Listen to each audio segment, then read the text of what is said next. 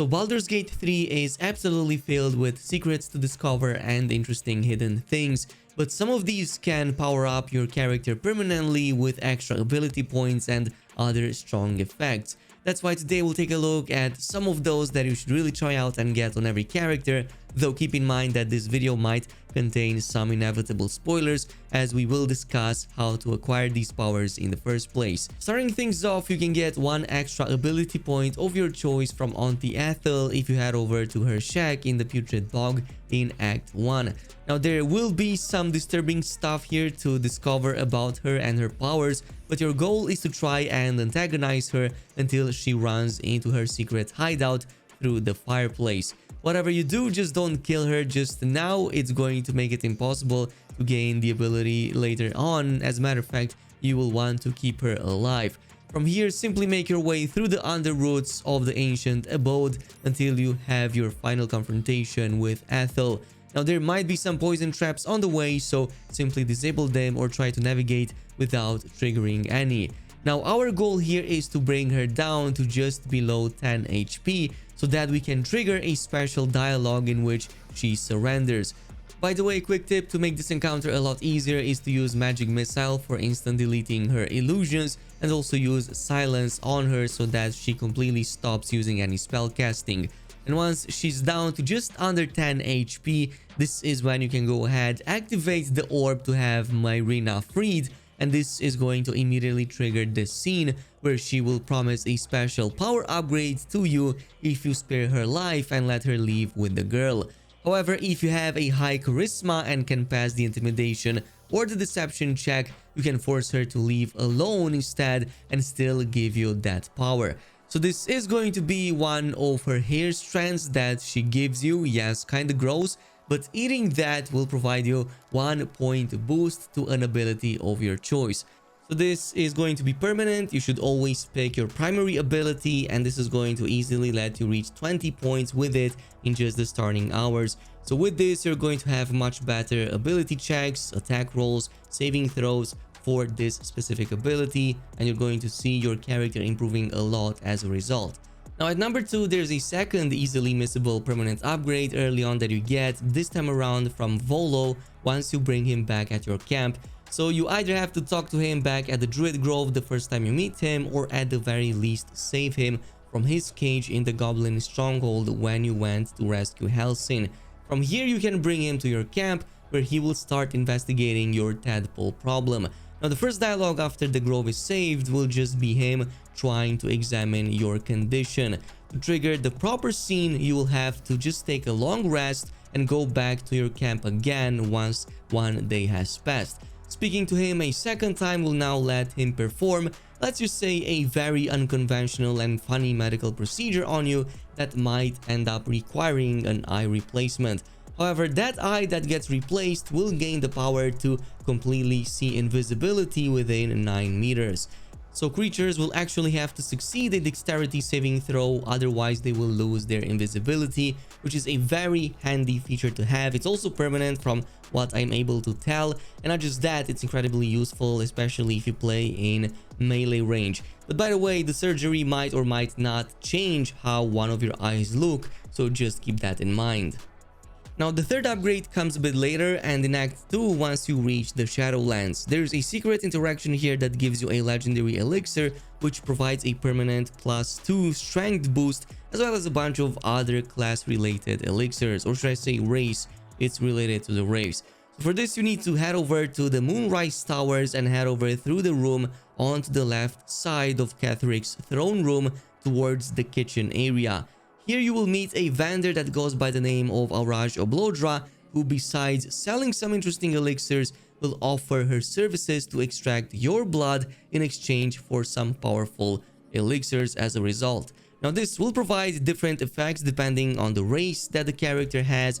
However, once that first dialogue is done, the NPC will also propose a second pact for a permanent legendary elixir, but for that you will need to have Astarion to be in your party with you, and also convince him to drink her blood at the same time.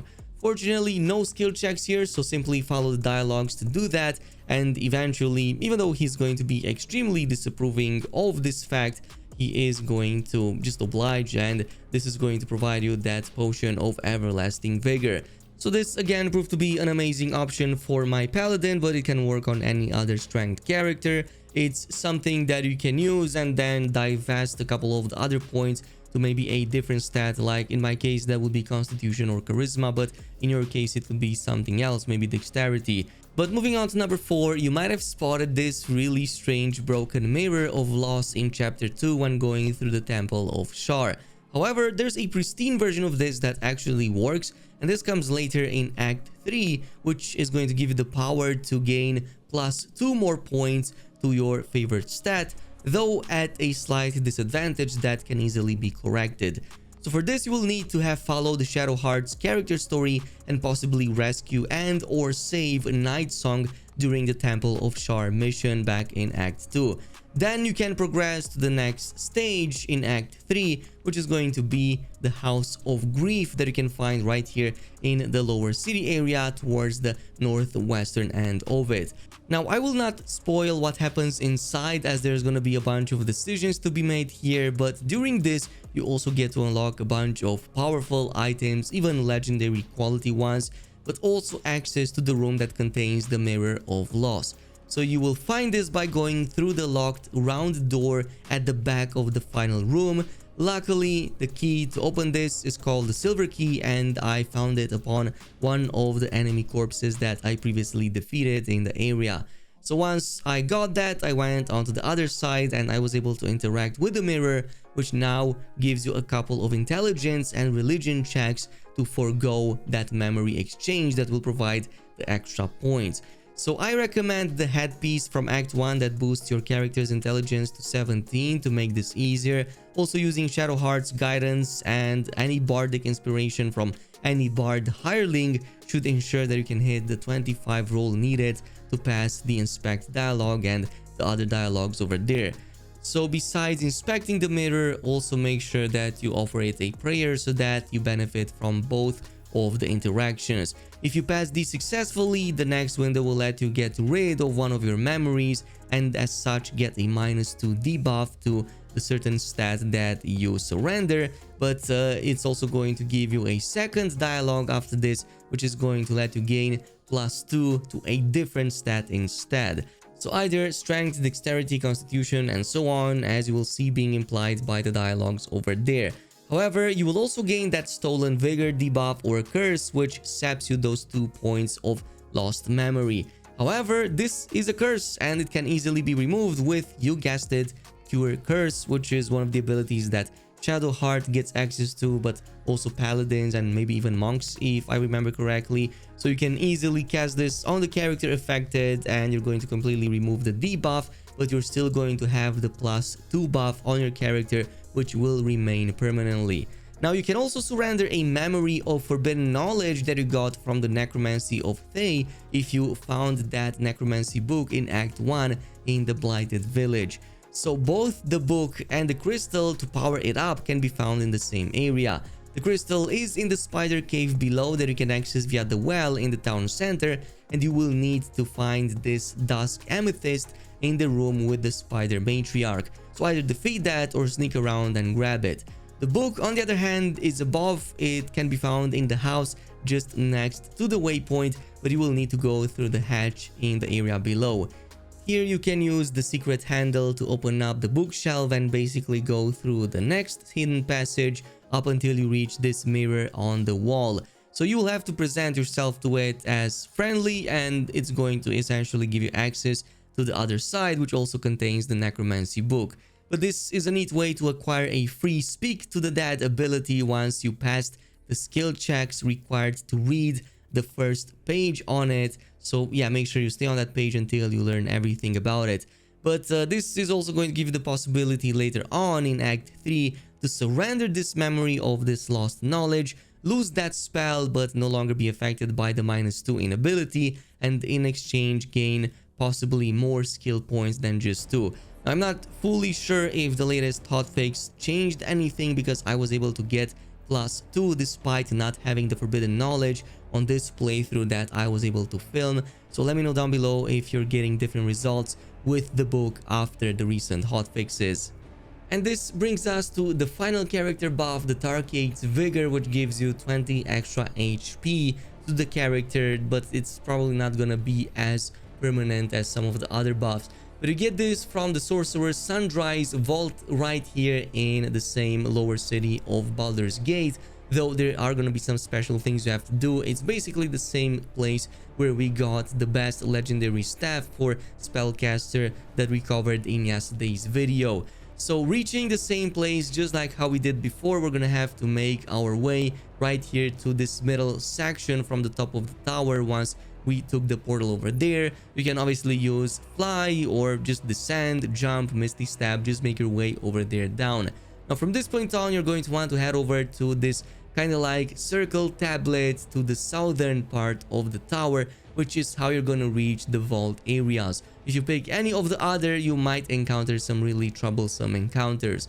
But if you just press the one towards the south, you can then eventually make your way to the Elminster and the KhrazeGaming vaults. However, before that, there's going to be this room in which you can find a bunch of items, including the Red Knight's Final Strangers. This is going to be an important one to get, a magical book that will award special scrolls upon first reading, so do make sure that you do that. Once on the other side, you're going to see 3 different doors. However, only one of them is currently accessible, which is the silver hand right in front of you. So this is the one that we'll need to use to access other doors that will unlock these 2 doors on the side to reach these other wizard vaults.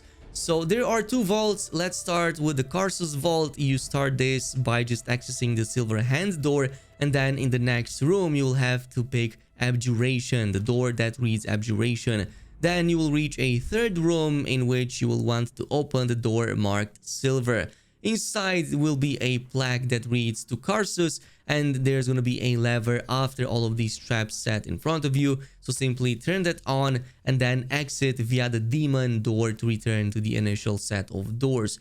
Once back, you will notice one of the doors is open, so now you can access the KhrazeGaming vault and essentially get the items inside. There are going to be a bunch of very powerful spell scrolls, as well as an important book that itself contains some other really cool rewards you can get.